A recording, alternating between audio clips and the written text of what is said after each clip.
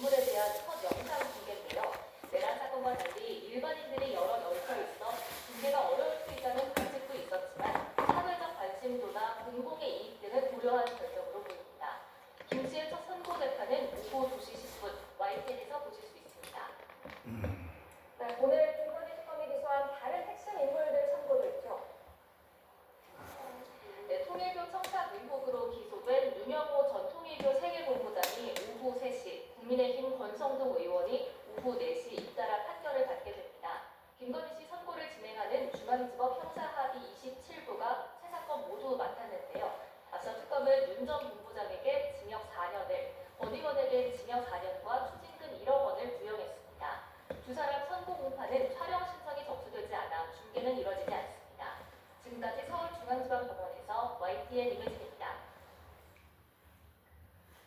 법원이 김건희 씨에게 실형을 선고하면 전 대통령 부부는 동시에 징역살이를 하게 됩니다. 이것도 헌정사상 초유의 기록으로 남게 됩니다. 신규혜 기자가 보도합니다. 윤석열 전 대통령은 공수처의 체포영장 집행을 방해하고 국무위원 신의권을 침해한 혐의 등으로 재판에 넘겨져 1심에서 실형을 선고받았습니다. 주문, 피고인을 징역 5년에 처한다. 다음 달 19일엔 내란 우두머리 혐의 사건 재판 선고가 예정돼 있는데 특검이 사형을 구형한 만큼 무죄 판단이 나오지 않는다면 중형 선고가 불가피합니다. 전두환, 노태우 세력에 의한 단죄보다 더 엄격하게 단죄함으로써 윤 전 대통령 배우자 김건희 씨는 주가 조작과 통일교로부터 금품을 받은 혐의 등으로 기소돼 징역 15년이 구형됐습니다. 유무죄 여부는 뚜껑을 열어봐야겠지만 파면된 전직 대통령의 부부가 동시에 실형을 사는 사상 초유의 일이 현실화할 가능성이 있습니다. 김 씨의 경우 이른바 내관 매직 의혹과 정당법 위반 사건 재판도 앞둔 만큼 형이 추가될 수도 있습니다. 현직 대통령 체포작전과 구속부터 전 대통령 배우자의 피의자 신분 소환, 구속 기소까지 지난 2024년 12월 비상계엄 이후 윤석열 전 대통령 부부는 헌정사 최초라는 여러 오명을 쓰고 있습니다. YTN 신기입니다. 트럼프 미국 대통령이 한국의 입법부가 합의를 지키지 않았다며 관세를 25%로 다시 올리겠다고 밝히자 정부가 일단 의중을 파악하겠다고 밝혔습니다. 이런 가운데 미국이 2주 전 디지털 분야 합의를 이행하라며 경고성 서한을 보낸 사실이 뒤늦게 밝혀졌습니다. 이승은 기자입니다. 트럼프가 자동차 등에 대한 관세를 다시 25%로 올리겠다고 한 표면적 이유는 한국 국회의 합의 미이행입니다. 여당은 지난해 11월 대미투자특별법을 국회에 발의했지만 아직 법안을 심사할 재경위에도 작정되지 않았습니다. 이 법은 대미투자를 위한 기금을 만들고 이를 관리할 공사 설립과 투자 관련 안전장치를 마련하는 내용을 담고 있습니다.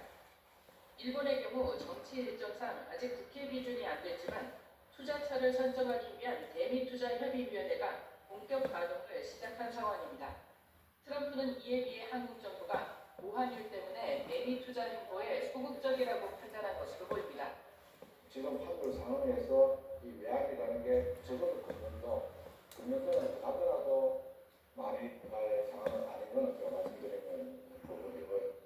미 대법원의 상호관세 판결을 앞두고 있는 점과 11월 중간선거를 앞두고 반이민 정책 등의 영향으로 인기가 떨어진 점도 영향을 미친 것으로 보입니다. 트럼프 등 입장에서 봤을 경우에는 여러 가지 관전 상황에서 더 좋은 성과가 나오고 좋은 결과물이 나와야지 어떤 그런 판결에 긍정적인 영향을 줄 수 있다. 정보통신망법 개정안 처리와 온라인 플랫폼법 입법 움직임, 쿠팡에 대한 개혁과 관련한 불만이 영향을 미친 것 아니냐는 시각도 있습니다. 제임스 헬러 주한 미국 대사 대리는 지난 13일 배경훈 부총리에게 디지털 분야 합의 내용을 이행하라며 경고성 서한을 보냈습니다. 서한에는 미국 기업이 디지털 분야에서 차별이나 불필요한 장벽에 직면하지 않도록 보장하겠다는 약속을 지키고 차별적 형사 책임이나 여행 제한을 받지 않도록 하는 것이 중요하다는 내용이 담긴 것으로 전해졌습니다. 재정경제부는 미국의 의중을 파악하면서 한국 국회, 미국 정부와 소통할 것이라고 밝혔습니다.